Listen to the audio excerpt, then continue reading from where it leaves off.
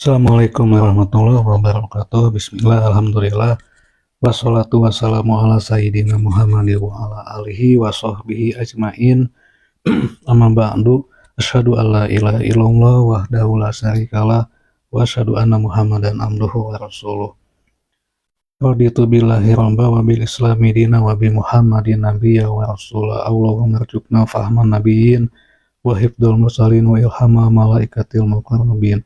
Allahumma nawwir qulubana bi nuri hidayatika kama nawwartal ardo bi nuri samsika abadan abada bi rahmatika ya arhamar rahimin. Baik teman-teman Facebook dan YouTube, kita lanjut kembali pembahasan tahafudz al-falasifah. Kita sudah bagian ke-11 ya.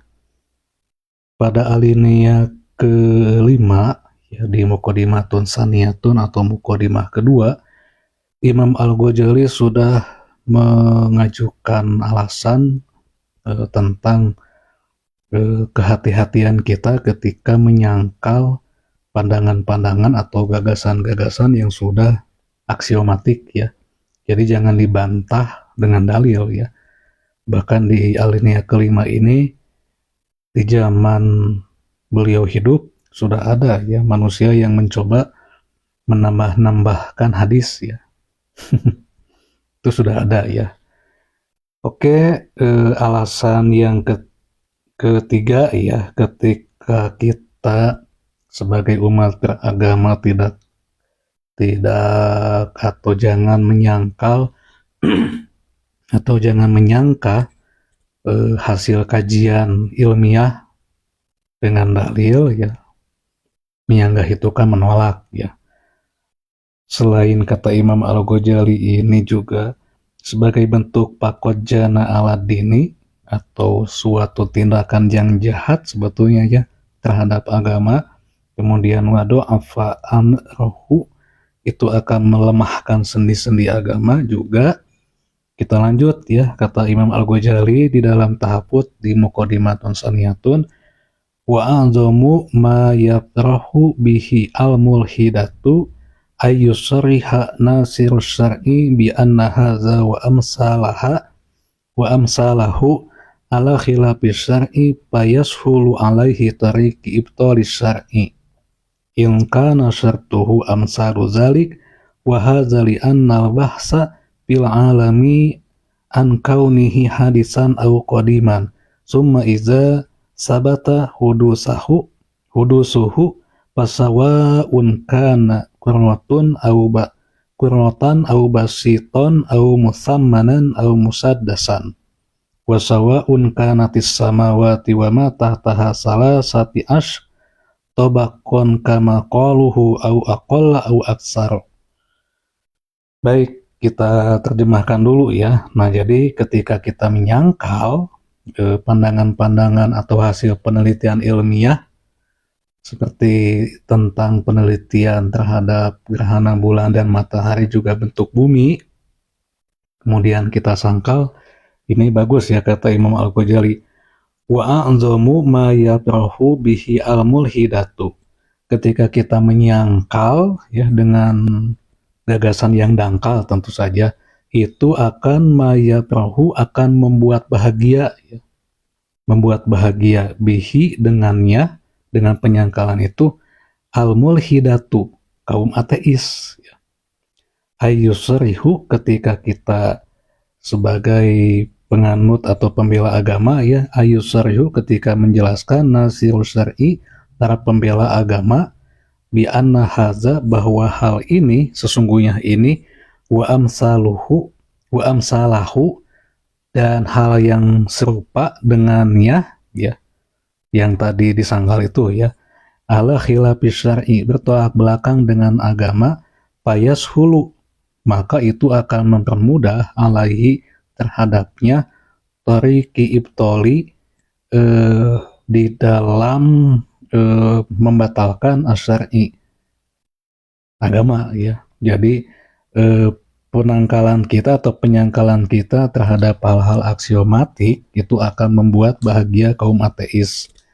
Ketika kita menegaskan ya ayyusariha, ketika kita menegaskan atau meneguhkan nasirul syar'i, para pembela agama itu di dalam menyangkal hal-hal yang aksiomatik, bi anna haza, sesungguhnya ini ya, wa amsalahu, atau yang serupa, ala khilafi syar'i, bertolak belakang dengan agama, fayasulu, itu akan memudahkan, alaihi tariqi ibtalis syar'i, alaihi tariqu ibtalis syar'i, di memudahkan kaum ateis di dalam menyangkal atau membatalkan atau menjauhkan kaum ateis, itu semakin menjauhkan kaum ateis terhadap agama.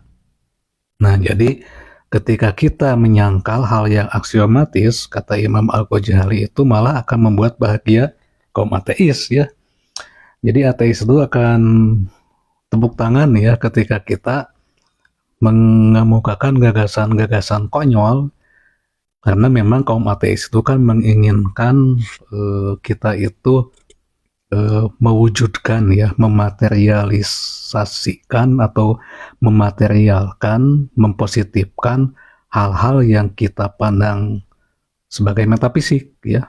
Misal begini kan, kaum ateis sejauh ini suka menanyakan, cenah buktina bahwa Tuhan itu ada kan, selalu begitu ya.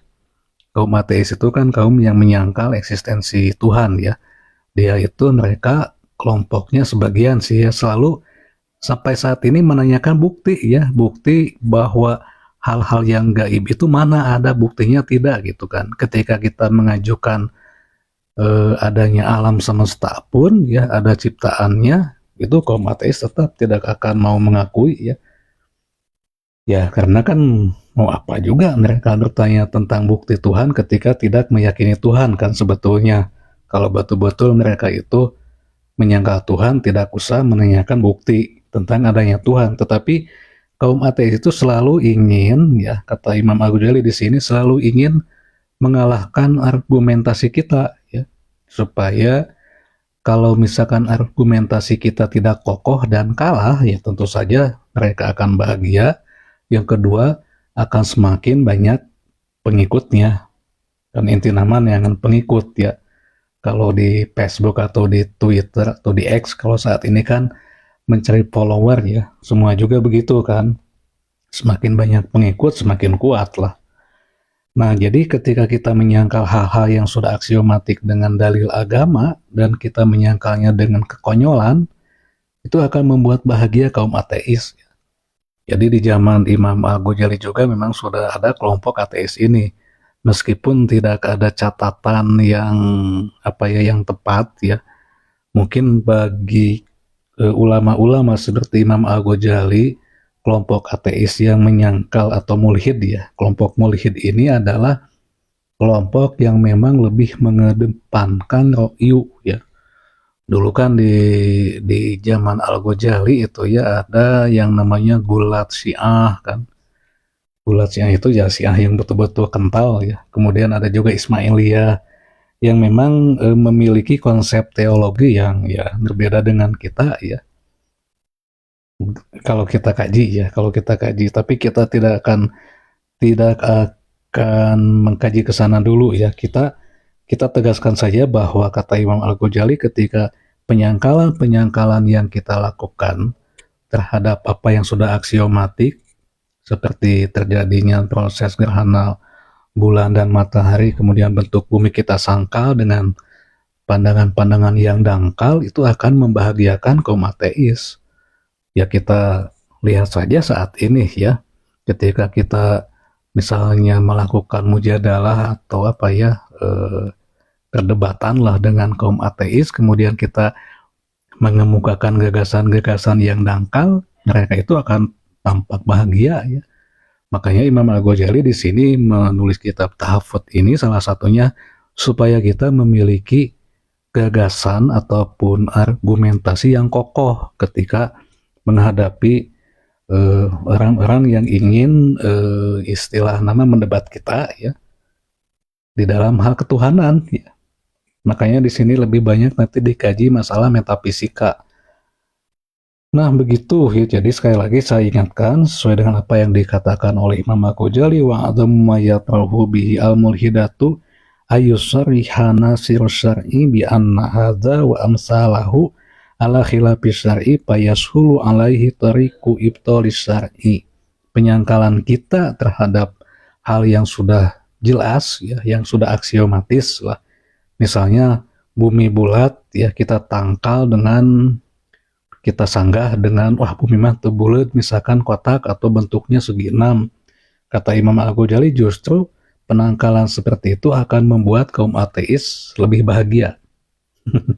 Ya kita akan ditertawakan tentunya ketika dunia mengakui ya, mayoritas dunia mengakui bahwa bentuk bumi itu bulat, atau bentuk atau proses terjadinya fenomena alam seperti gerhana itu seperti ini misalnya. Kata Imam Al-Ghazali dan filsuf Muslim abad pertengahan itu, ketika terjadi khusuf atau gerhana bulan itu posisinya matahari kemudian bumi dan bulan, kemudian oleh kita ya yang memang ya oleh kita disangka oh bukan begitu proses gerhana bulan itu, tapi ketika bulan misalnya dihalangi oleh naon misalnya oleh atau dimakan oleh naga misalnya, itu akan diketawain ya, kita akan dicemooh dan kaum ateis akan bahagia tentu saja ya. Mungkin kata kaum ateis, nah cenah kelompok yang meyakini Tuhan itu kok begitu gitu kan. Nah, makanya Imam Al-Ghazali menyajikan di dalam kitab ini nanti ketika membahas masalah-masalah yang dikemukakan itu ingin membangun argumentasi yang kokoh, yang kuat dan solid. Ini yang diinginkan oleh Imam Al-Ghazali sebetulnya, supaya umat Islam ini memiliki supaya kita itu memiliki argumentasi yang kokoh ketika didebat ya. Tapi kalau tidak didebat, nah ya udah nggak usah dijelasin ya, nggak usah dijelaskan. Itu di debat mantep nya, tapi ketika misalnya kaum ateis itu mendebat tentang eksistensi Tuhan, ya kita mesti mengemukakan gagasan-gagasan yang tepat. Ketika terjadi dialog atau perdebatan dan diskusi antara kaum ateis dengan teis ya, yang menyangkal adanya Tuhan dengan yang mengakui atau meyakini adanya Tuhan, itu pasti mual ada titik temu ya, karena yang satu mah memang naon teh fokus pada apa yang dia inginkan ya, kemudian kita juga menjelaskan hal-hal yang memang bagi dia mah disebut nanti tahayul ya, bagi dia mah disebutnya hal yang memang aneh gitu kan. Nah makanya Imam Al-Ghazali itu menyajikan gagasan-gagasan yang kokoh, solid, dan memang kuat ya. Nanti kita akan temukan lah di bagian-bagian selanjutnya. Ini kan mukadimah dulu ya. Mukadimah juga sudah sedemikian mendalam ya Imam Al-Ghazali di dalam mengemukakan gagasan supaya kita memang tidak terjebak ke dalam hal-hal yang lamun dina bahasa Sunda mah ditasarupateun ya, cana naon geus nyalahkeun kan. Karena bagi para filsuf muslim dan ulama Islam abad pertengahan itu, apalagi kita memiliki basic yang kuat misalnya kasundaan, kudu naon teh lair aisan ya, kedah malapah gedang kan. Makanya Imam Al-Ghazali menginginkan kita ini ya malapah gedang teh nya alon-alon asal kelakon teh ulah langsung menghakimi ya. Kita lanjut, inakana syartuhu amsalu zalik. Nah, sesungguhnya hal-hal yang semisal dengan itu. Jadi di sini kan Imam Al-Ghazali kenapa mendiamkan atau artinya tidak perlu ditanggapi kan sebetulnya pengingin Imam Al-Ghazali ini. Wa hadzali anna bahsa fil alami an kaunihi hadisan au qadiman wa hadza dan wahadzali anna bahasa, dan sesungguhnya kajian pembahasan ya fil alami tentang alam ya, tentang alam atau mengenai alam, an kaunihi dan eksistensi alam ini, apakah hadisan itu sesuatu yang memang ada awalnya, au qadiman atau alam itu memang sudah ada sejak dulu begitu. Summa iza sabata hudusahu, kemudian ketika memang sudah ditetapkan apa alam itu hudus ya, hudus itu kan enggalnya atau memang ada awalnya, fasawaun kana kuratun, apakah bentuk alam di sini bumi itu bulat, au basiton atau kotak lah ya, au musammanan apakah segi 6 ya, au musaddasan apakah segi 8 ya, wasawaun dan keadaan atau apa ya keadaan kanatis samawati langit, wasawaun kanatis samawati apakah keadaan langit itu wa matah salah sati as di bawahnya itu memiliki lapisan-lapisan sampai 13 lapisan atau salah sati asrin tobakotan ya, apakah itu si langit dan bumi ini memiliki 13 lapisan, kama qalu atau apapun yang diucapkan oleh para filsuf itu, au aqalla apakah lapisannya itu banyak, au aksar atau sedikit. Nah, kata Imam Al-Ghazali itu tidak menjadi masalah ya, tidak menjadi masalah dan memang bukan bahasan Imam Al-Ghazali dalam hal itu. Fal maksudu, karena yang dimaksud ya, yang dimaksud dengan pembahasan yang ingin dikemukakan oleh Imam Al-Ghazali, kaunuhu ya, keadaan atau adanya ini ya, min fi'lillahi faqad kaifama kanat, ingin menunjukkan bahwa adanya fenomena-fenomena alam ini min fi'lillahi merupakan bagian dari rencana Allah atau kerja Tuhan lah ya, fi'lillahi itu atau kehendak Allah, faqad kaifama kanat, dan melihat sebagaimana adanya. Jadi ente dilebih-lebihkan lah bahwa Allah itu menciptakan alam semesta ini sebagaimana adanya, begitu maksudnya.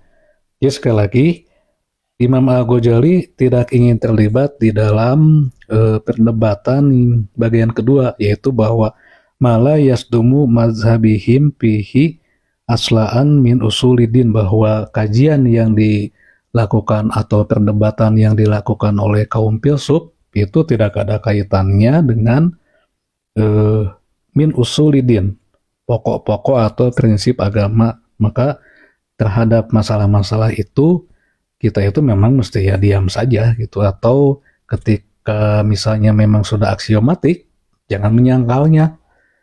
Jangan menyangkalnya itu artinya kita ulah menyangka dengan dangkal, kecuali kita menyanggah setelah kita memiliki, saya katakan berulang-ulang dulu ya, ketika kita sudah memiliki teori yang baru ya, baru sangkal. Dan teori itu kata Imam Al-Ghazali dibangun oleh hujah yang solid atau argumentasi yang kokoh. Ketika kita menyangka halnya aksiomatik, justru kata Imam Al-Ghazali wa adamu mayatahu bihi al-mulhidatu ayusarihu nasir syar'i, itu justru akan nasir syar'i, justru itu akan membuat bahagia kaum ateis. Kaum ateis ya, kaum ateis itu akan tepuk tangan ya ketika kita mengajukan gagasan-gagasan yang konyol ya. Sebagai manusia yang memang oleh Allah itu kita diperintahkan untuk iqra bismi rabbikal ladzi khalaq ya. Bahkan banyak sekali ayat-ayat di dalam Al-Qur'an yang menyuruh kita itu untuk tafakur, tazakur, kemudian ta'qilun ya, atau afala ta'qilun. Ya mestinya kan begitu ya. Jadi jangan mengemukakan alasan yang dangkal lah, yang dangkal. Karena itu akan menjadi bahan ledekan atau membuat kaum ateis bahagia. Nah, tentang bentuk alam ya, apakah alam itu atau semesta ini bentuknya bulat ya, atau kotak ya di sini, atau segi 6 atau segi 8, kurotun au basiton, kurotan au basiton au musammanan au musaddasan, bentuk-bentuk apapun kata Imam Al-Ghazali, in kana syartuhu amsalu zalik. Ya kita tidak akan mengkaji ke sana katanya ya, mengkaji ke sana atau meninggalkan perdebatan ini, karena yang dimaksud dengan Al-Ghazali atau Imam Abu Hamid Al-Ghazali menulis ini, pal maksudu kaunuhu min fi'lillahi faqad kaifama kanat, maksud ketika kita membahas ciptaan Allah itu atau hasil kreasi Allah itu, faqad kaifama kanat, melihat segala sesuatu itu sebagaimana adanya saja begitu. Nah memang sejak itu ya, sejak abad pertengahan sudah banyak sekali gagasan-gagasan yang dikemukakan terutama oleh para filsuf muslim seperti Ibnu Sina, Al-Farabi di dalam membagi lapisan-lapisan bumi ya, lapisan semesta lah. Imam Al-Ghazali juga ya tidak menyangka dan tidak mengiyakan lah, netral saja begitu ya. Misalnya beginilah, Ibnu Sina itu kan membagi langit lah, membagi langit kalau dulu kan karena bahasannya mungkin kenapa terbatas, karena memang alat yang digunakannya pun masih terbilang sederhana ya.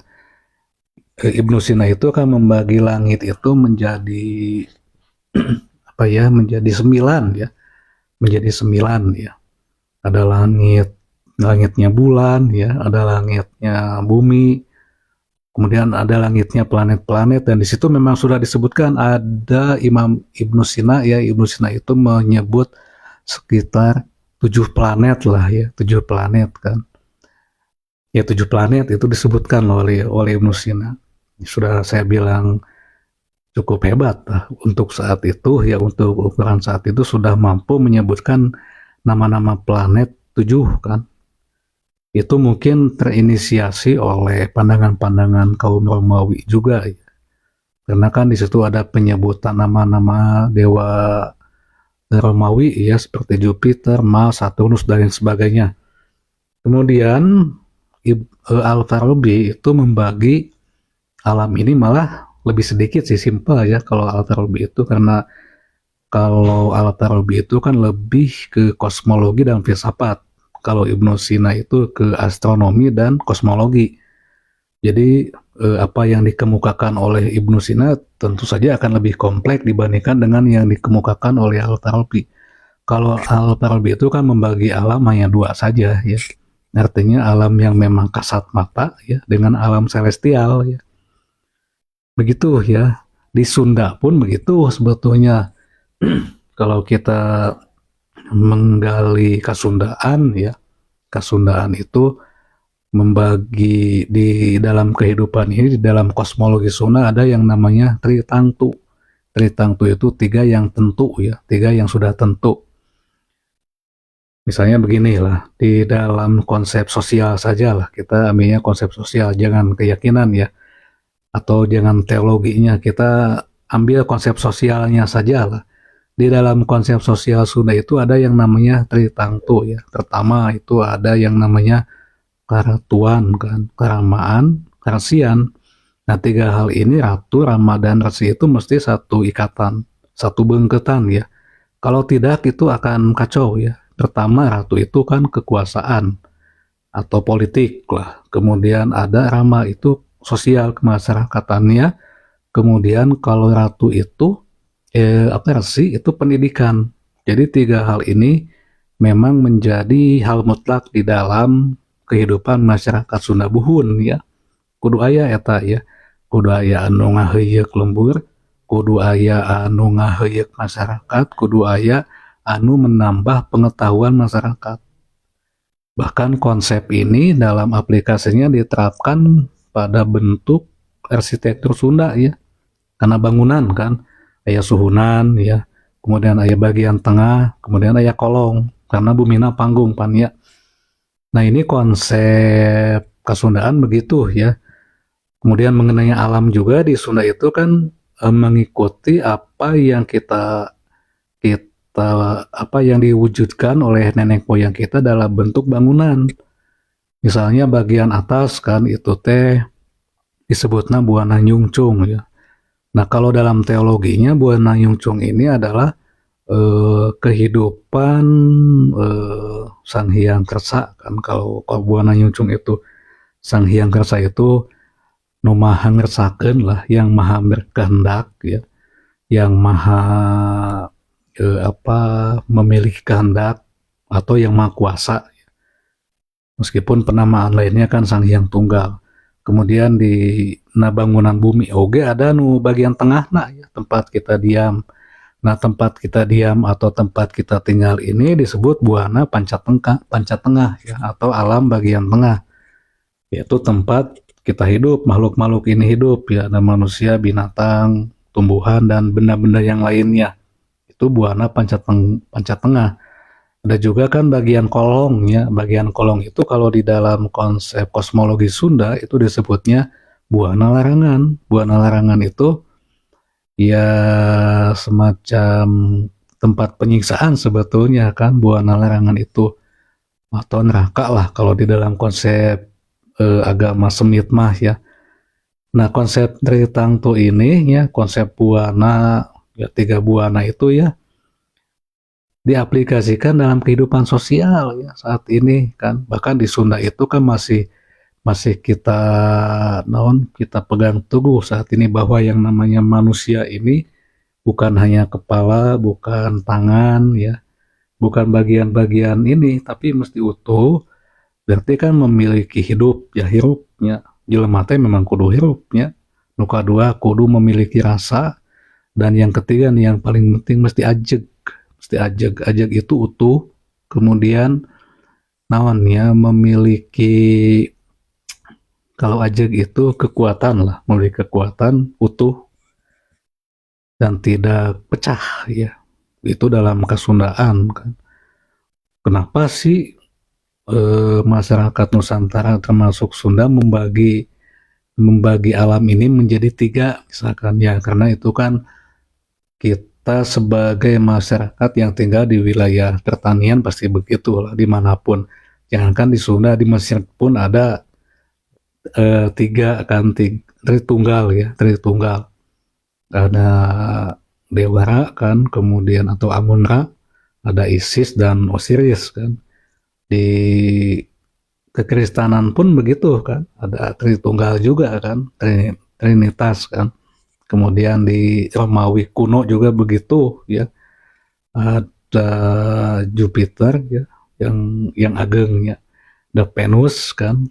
Kemudian satu lagi siapa, Mars kalau tidak salah. Kemudian di dalam bangunan pun arsitektur jadi diaplikasikan itu. Misalnya beginilah, kita melihat candi saja ya, candi itu kan Borobudur saja itu ada 3 tingkat kan, tapi yang satu katanya disembunyikan ya. Pertama itu ada yang paling bawah ya, buana larangan, itu disebutnya kan Kamadatu. Kamadatu itu kalau kita melihat ya, membaca ya kan, ada relief di situ, ada lukisan-lukisan pada dinding candi itu. Kamadatu itu mengilustrasikan lapisan dunia paling bawah. Makanya di situ itu banyak tampilan-tampilan perempuan, maaf ya, memang begini ya, di alam bawah ini yang lebih mengedepankan masalah makanan, seksualitas, kemudian apalagi poya-poya lah, kesenangan-kesenangan duniawi itu di bagian Kamadatu kan. Di bagian Kamadatu itu lebih banyak diisi oleh manusia-manusia yang memang hidupnya itu lebih mengedepankan nafsu lah, begitu, nafsu atau hasrat ya, atau lebih mendalam mah lebih mengedepankan birahi lah. Itu di candi loh, kita lihat saja nantilah, atau kita, artinya ketika kita ke sana sok tingali we. Makanya di bagian paling bawah itu pasti si relief itu memperlihatkan kehidupan sosial yang memang, lamun kata bahasa milenial mah gloomy ya, gloomy. Gloomy itu ya naon teh, suram lah, suram ya. Meskipun memang banyak ya, banyak, kemudian bukan banyak tapi kompleks, variatif, namun gloomy ya. Kemudian ada bagian tengah kan. Nah, kalau bagian tengah itu kan sudah diisi oleh manusia-manusia yang memang sudah mulai tercerahkan ya. Tercerahkan itu artinya sudah mulai lebih meningkat ya spiritualitasnya. Itu di bagian Nulpadatu kan. Nulpadatu itu sudah ngebentuk lah, lamun dia sudah membentuk si manusia teh. Jadi sudah muncul sifat-sifat manusianya sekaligus memancarkan nilai-nilai ketuhanan. itu di bagian paling tengah ya. Di candi itu begitu ya. Nah, kemudian bagian paling tinggi ya anu nyungcung nih ya, stupa yang paling nyungcung itu disebutnya Arupadatu ketika manusia memang sudah lebih tinggi atau lebih lebih besar tingkat spiritualitasnya, itu akan sampai ke tingkat Arupadatu. Arupadatu ya. Kalau di dalam Islam ya, di dalam Sufisme itu teh sudah mukasyafah ya. Mukasyafah itu sudah tidak ada lagi dinding pemisah atau dinding penghalang antara kita dengan yang maha kuasa kan, mukasyafah. Memang bukan tujuan sebetulnya ya kalau di dalam sufisme mukasyafah itu, karena ketika laku kita atau laku teh akhlak ya, perilaku kita memang sudah saya sebutkan malam tadi taholi, kemudian tahali dan tajali, ya otomatis ya akan mukasyafah ya. Nah, kalau kita masih jauh lah ya, masih jauh kita itu untuk mencapai ke mukasyafah, atau kalau di dalam Kasundaan mas untuk mencapai ke Buana Nyungcung, karena alam ini, kehidupan ini sangat sistematis dan otomatis ya. Kalau misalkan kita ini ingin mencapai mukasyafah ataupun ingin mencapai tingkat Arupadatu atau ingin mencapai Buana Nyungcung, ya syaratnya satu kan, mesti suci ya, mesti suci. Dan memang otomatis ya, yang namanya minyak dengan cai yang mau ngahiji nembe kumaha ge, walaupun satu tapi dihijikan tapi yang tengah hiji kan begitu ta. Artinya memang setiap keyakinan, setiap agama itu menginginkan kita itu membersihkan jiwa kita. Dan ini bukan hanya di apa diyakini, atau bukan diyakini ya, bukan hanya diamalkan di Sunda ataupun di Indonesia dulu ya.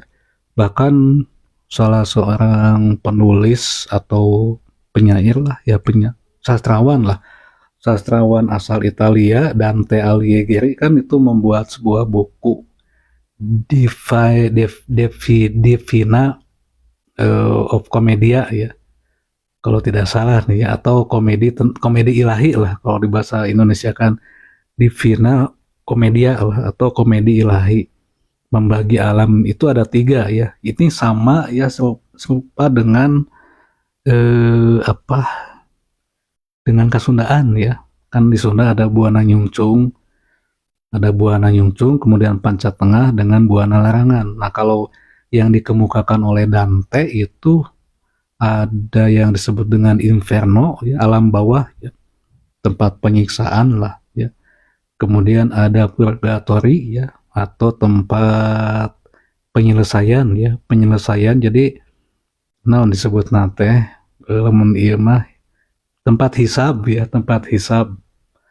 Nah, tempat hisab ini di sini ya, kalau kata Dante di dunia ini tempat penghisaban ya. Nah, kemudian nanti itu ada yang ketiga ya, alam yang memang diinginkan oleh kita semua, yaitu paradiso, tempat kenikmatan.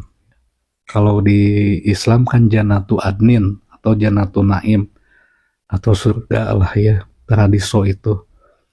Dante itu membaginya seperti itu lah. Jadi di Islam pun kan, di Islam ada 5 kan. Pertama alam ajali, kemudian alam apa ini, kandungan kan, alam dunia, sinyana awon. Kita ulangi ya. Jadi konsep metafisika ya, mau barat atau timur, sebetulnya menginginkan manusia untuk menjadi lebih baik sebetulnya, karena memang kita itu mesti kembali ya, inna lillahi wa inna ilaihi rajiun. Tapi memang memiliki konsep-konsep yang seolah-olah juga beda-bedanya, padahal ya inti nama ya tata kene sebetulnya. Saya lihat beginilah, kenapa misalnya di dalam Kasundaan ya, di dalam Kasundaan kalau di Islam mah disiksa heulanya, disiksa kana neraka dulu kan, disucikan dulu.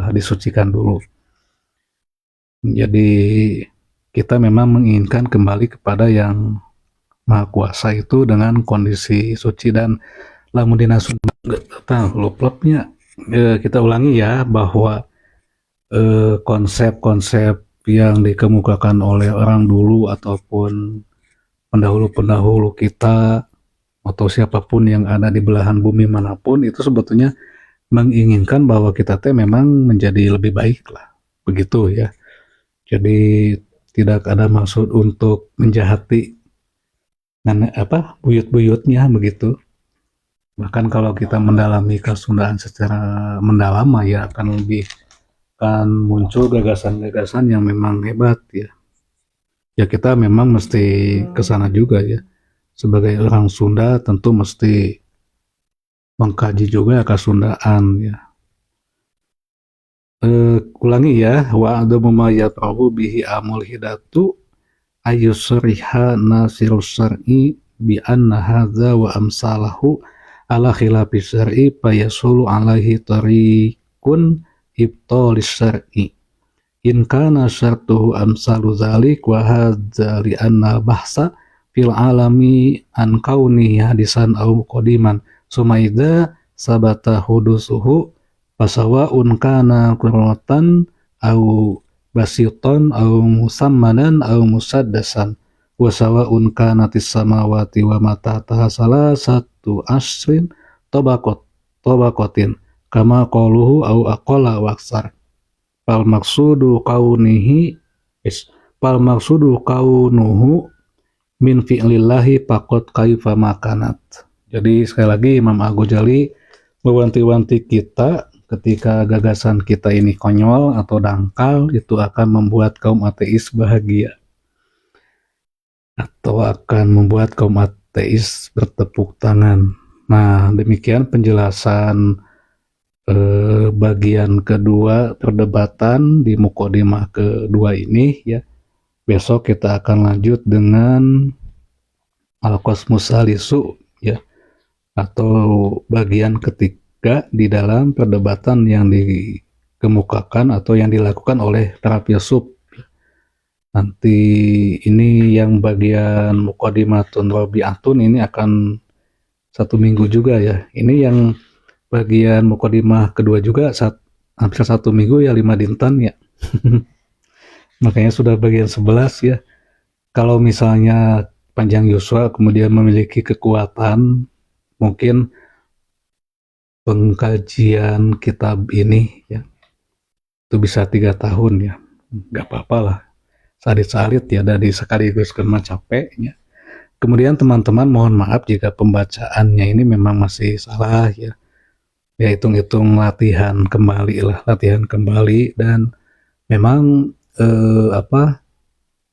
ya mesti banyak latihan ya. Ketika banyak melatih kemudian banyak belajar juga, katanya mau kitab ini bakal gampilnya karena kita sudah kalau memahami ilmu alat namanya, termasuk di dalam membuat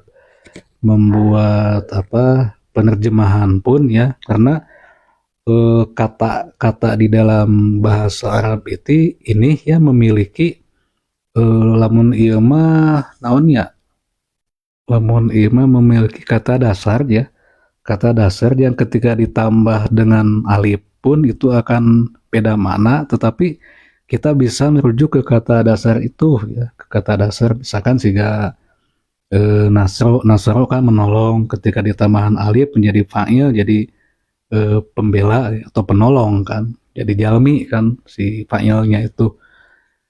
Ya memang mesti tetap belajar kita itu ya, karena dengan mengkaji kitab-kitab klasik ini ternyata ya banyak sekali jawaban-jawaban permasalahan sosial saat ini yang sudah dijawab oleh ulama-ulama dulu ya. Jadi kalau dihitung itu sudah sekitar 1000 tahun yang lalu ya, 1000 tahun yang lalu itu permasalahan yang kita hadapi saat ini toh sudah dijawab ternyata oleh ulama-ulama dulu ya. Atau kalau kita misalkan ngiblatnya ke bagian timurnya, ke kita saja, ke Sunda, ternyata masalah-masalah kita saat ini ya sudah dijawab oleh nenek moyang kita ya, sudah dipangjawabkan.